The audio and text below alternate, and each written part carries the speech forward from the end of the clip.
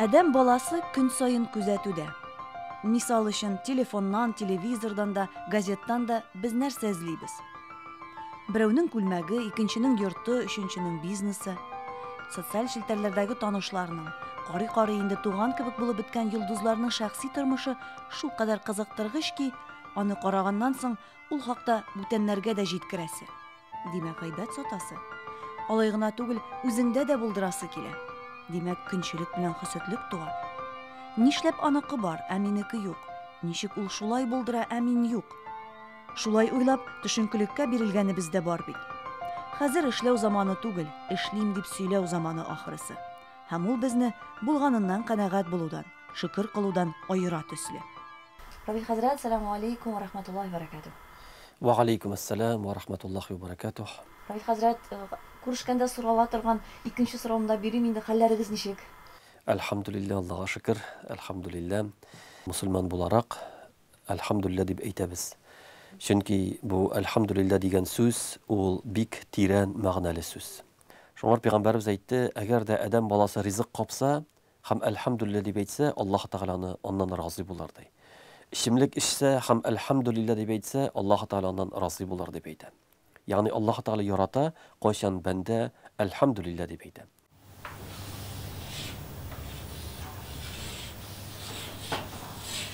Әлхәмдүлилләһ гарәп сүзе.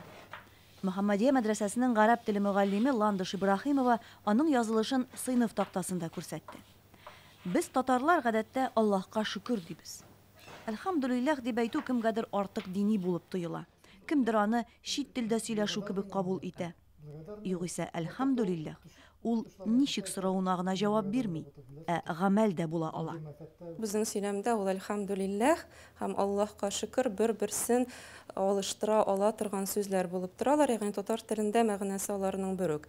Әмма гарәп теленең сүзлеге ягыннан, лексикологиясе ягыннан килсәк, әлбәттә аларның икесе ике мәгънәгә ия. Әлхәмдүлилләһ дигән вакытта ул күпкә тирәнрәк һәм күпкә киңрәк.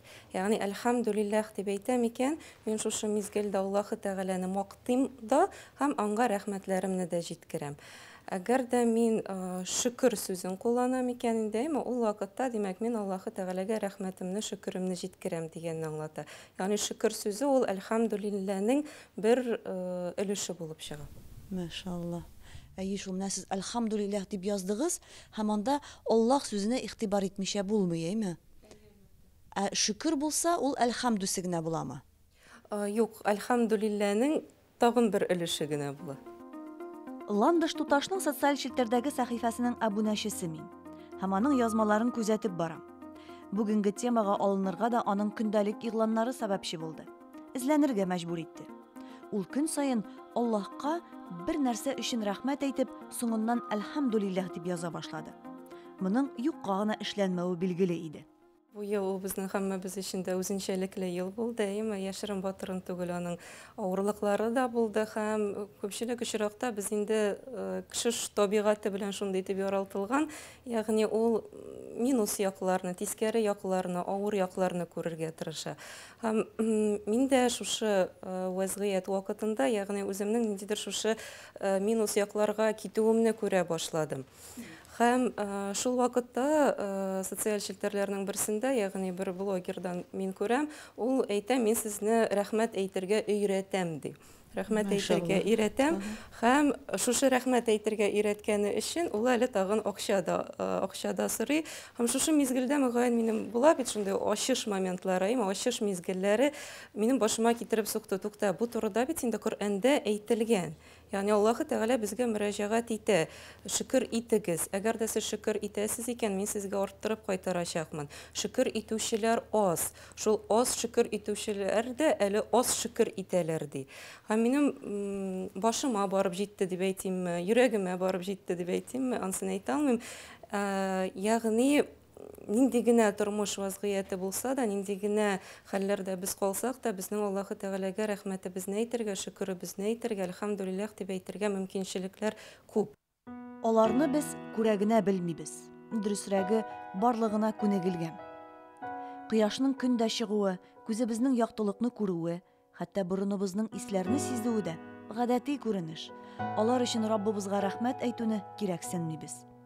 Шушы шөкер кылырлык дәрәҗәдәге байлык нигъмәтне югалтып карыйк әле. Юк, алай язмасын әлбәттә. Тик нигә адәм баласы югалтып кына чын байлыкны таба икән? Мөгаен күрер өчен маңгайныкы түгел, күңел күзе кирәктер. Менә хәтта әйтәләр, адәм баласының тормышы ике сүз арасында булсын. Берсе әлхәмдүлиллә, икенчесе әстәгъфирулла. Бу дөньяда адәм баласына һәр даим нигъмәтләр килеп тора. Ул аны беләме, белмиме, сизәме, сизмиме, ләкин һәр даим Аллаһ Тәгалә аңар нигъмәтләр биреп бара. Шуңа күрә ул әлхәмдүлиллә дип әйтергә тиешле. Һәм инде адәм баласының гадәте ул хаталанучан, гөнаһ кылучан. Шуңа күрә ул күбрәк һәм ешрак әстәгъфирулла дип Аллаһка тәүбәгә килергә тиеш, һәм тәүбә итәргә тиеш. Бер вакыт әтияни белән, немсеңлем белән кайдыр бара идек тә, и бездән ерак түгел каберлек бар. Шулның янынан узып бара идек тә, и һәм мин уйладым, менә мәсәлән, мин исән, мин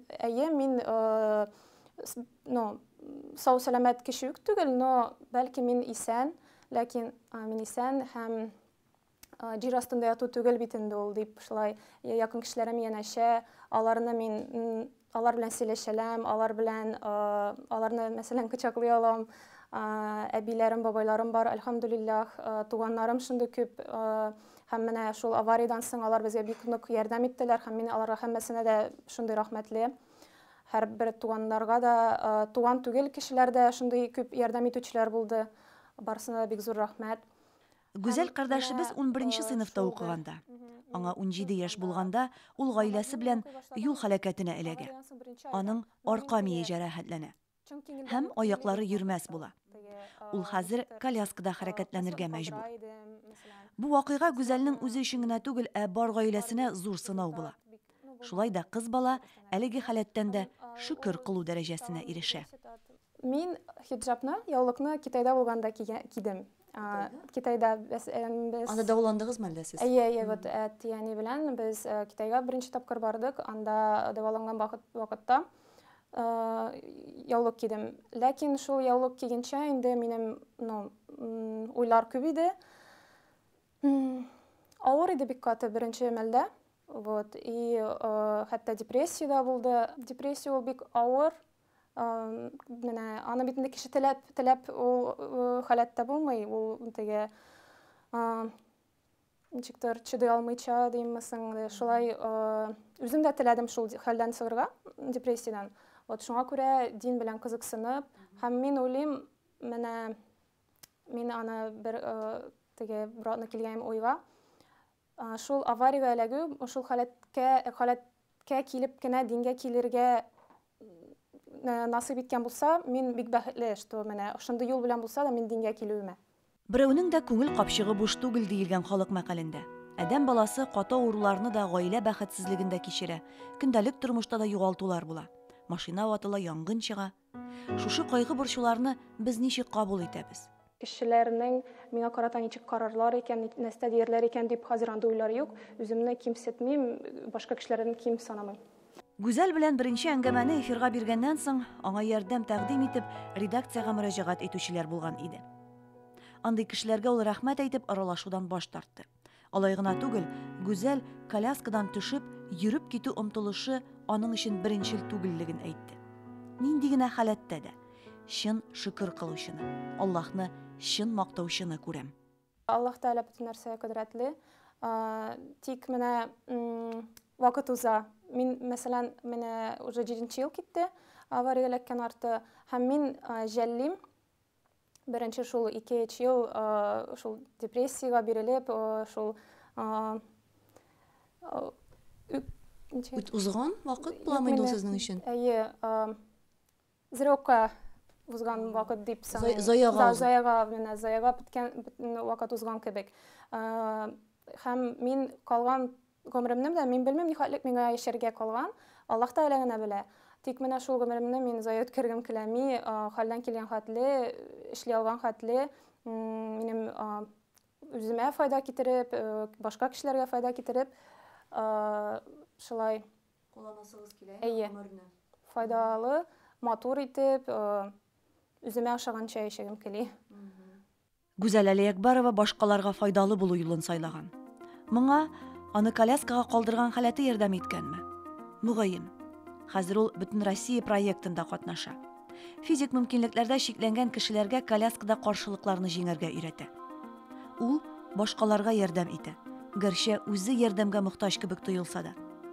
Юл һәлакәте булмаса, бәлки Гүзәл шундый әҗер саваплы гамәлләр юлына булай ук тиз һәм иртә басмас иде. Шулай да Гүзәлнең тормыш тарихында авария түгел, аның шушы шартларда уңай фикерли белүе мөһимрәк. Андыйларга Раббыбыз үз хикмәтен нинди яшьтә дә ачадыр мөгаен. Без бәхетсезлек дип уйлаган вакыйгаларда безнең өчен файдага әверелә. Пәйгамбәрбез саллаллаһу алейхи ва саллям әйтә иде шулай дип. Әгәр дә мәсәлән, эшләре яхшы булганда, әлхәмдүлиллаһ дип әйтә иде. Әлхәмдүлиллаһи раббил аламин дип. Әгәр дә бик яхшы булмаганда, әлхәмдүлиллаһ аля кулли хал. Нинди генә хәл булмасын, барбыр әлхәмдүлиллаһ дип әйтә иде. Ни өчен? Чөнки Аллаһ Тәгалә безгә яхшылык тели. Безгә килгән авырулар, безгә килгән сынаулар, алар икесенең берсе. Я шул сынаулар сәбәпле синең гөнаһларың кичерелә.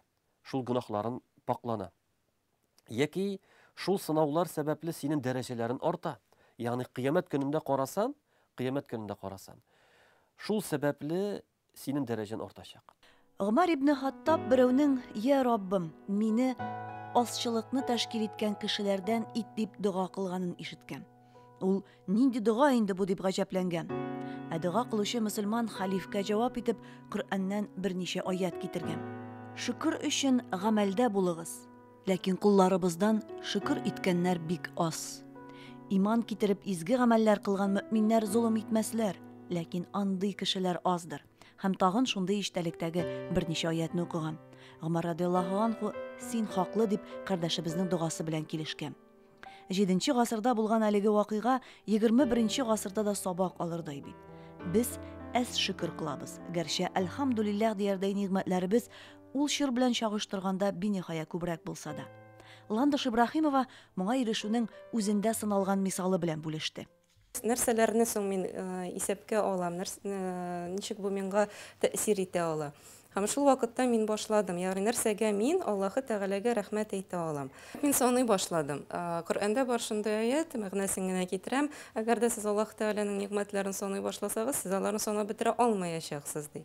Һәм мин үземә монда язма рәвештә кулдан, ягъни блокнот алып, мотор блокнот алып, һәм компьютерда гына, телефонда гына җыеп түгел, кулдан, ни өчен кулдан? Чөнки безнең бармаклар белән баш мие ул элемтә дәйме. Балаларны да без бармакларын үстерәбез, чөнки бармакларын үстергән вакытта аларның баш миеләре дә катнаша башлый, эшли башлый, араларның баш миеләре дә яхшырак эшли башлый.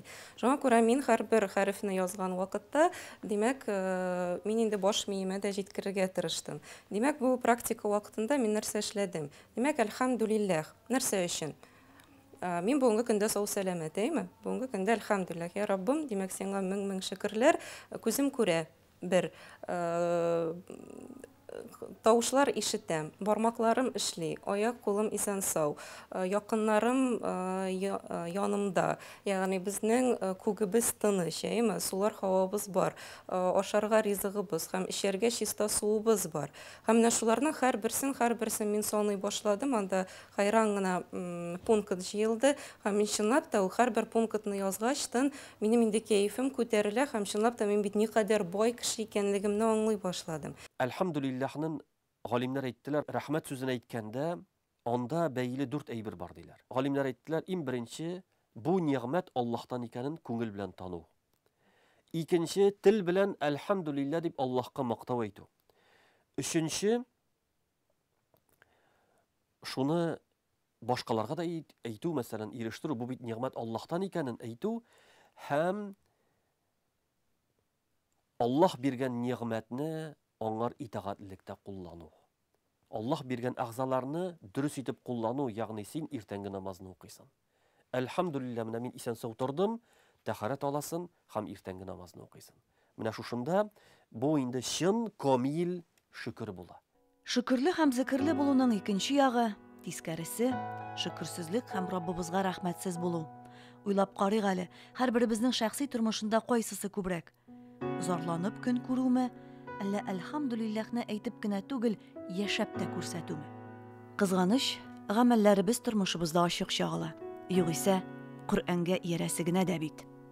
Аллаһның нигъмәтләрен саный башласагыз, аларны санап бетерә алмассыз. Мине зикрдән куймагыз, нигъмәтләремне онытмагыз, шулай булсагыз, мин дә сезне дөнья һәм ахирәт рәхмәтемә алырмын.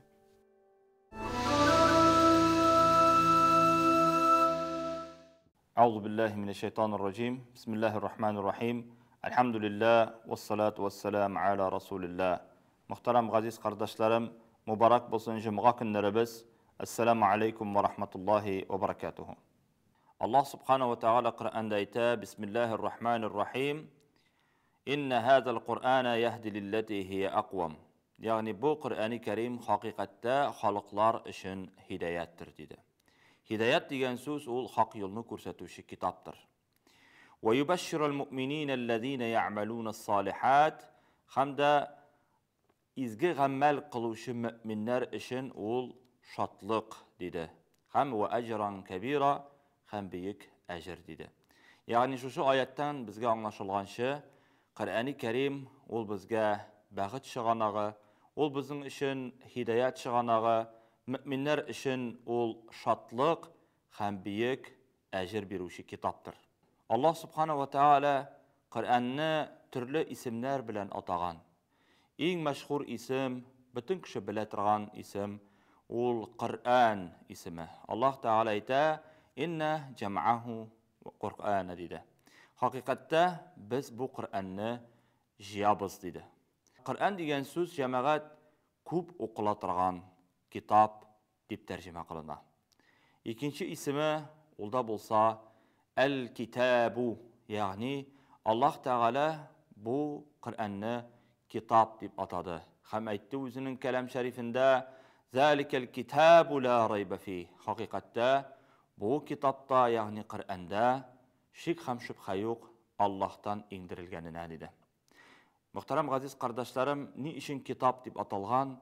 Çünkü bu Kur'an'da bütün kanunlar, bütün hikmetler, tarihi vakigalar öz içine jığan aybirni kitap deb aytalar. Şuna göre Kur'an-ı Kerim'nin de ismi kitap gana tugul, el-kitabu deb aytalar. Kur'an-ı Kerim'de Allah Teala şuşulaytırıp bizge mezkur kıla. İkinci ismi olda bolsa el-Furqan. Allah Teala Kur'an'ı el-Furqan deb atadı. Furqan degan sözün ma'nası haqni batıldan ayıruvchi kitap. Aqni qaradan ayıruvchi kitap. Ham Allah Teala aytdi: "Tebarakellezî nezzelel furqana ala abdihi liyekune lil alemin nezira." Yani mübarek buldu bu Furqan, yani bu Kur'an kitabı.